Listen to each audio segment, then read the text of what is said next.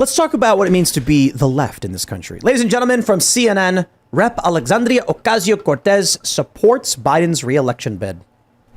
Congratulations. AOC is an establishment shill. That's what you get.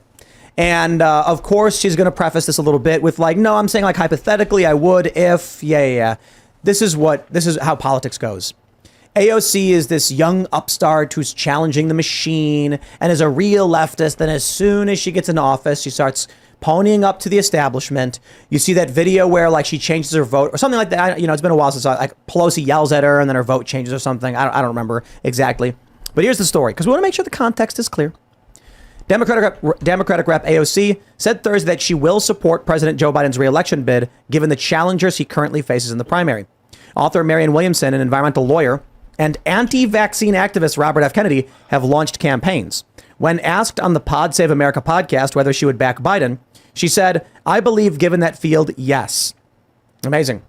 There's your leftist. There's your new up-and-coming progressive. I guarantee you, in a few years, she's going to start moving up. People have talked about maybe she'll run for Senate. She got millions of followers.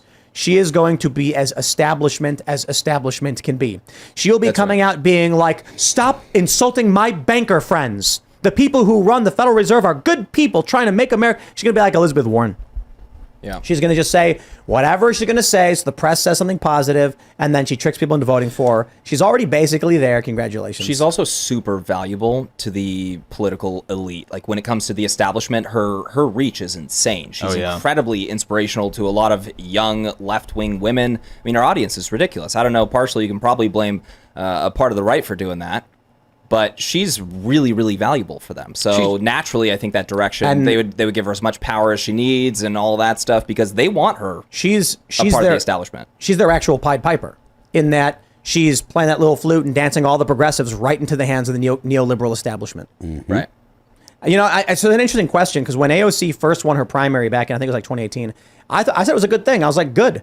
Get these establishment Democrat shills out. Crowley was a prominent, like fourth in line in the Democratic Party or whatever. She gets rid of him. She takes over. And I said, she may be, a leftist or whatever, but I'll take a left populist over a corporatist neolib shill and warmonger. And what does she turn out to be?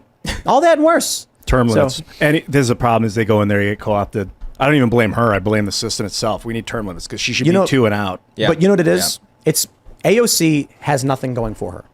Does she have merit? Does she have talent and ability? To a certain degree, the answer is yes. But would she be anything other than a bartender if she did not get elected?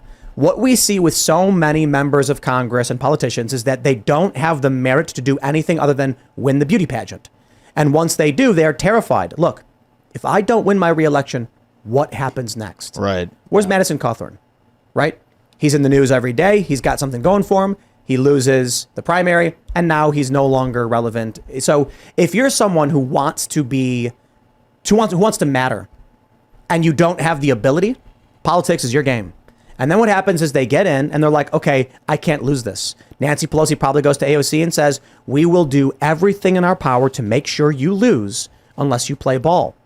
Do you want to be the up-and-coming young star of the Democratic Party, or do you want to go back to the bar? And she's like, please, Nancy, I'll do anything you say. And here you go. I know Matt Gaetz is, I don't know if they're friends or whatever, but he's mentioned to us that he would enjoy having her come on the show with him at some point and have like a debate. DeSantis' people won't even come on this show. He actually mentioned Ilhan Omar specifically multiple times. I remember that. And so they have a bond of some sort, probably because they're young and in Congress. They're like all this Freedom Caucus and maybe they've worked together a little bit as well. I would be shocked if she actually said yes. I'd be really happy about it.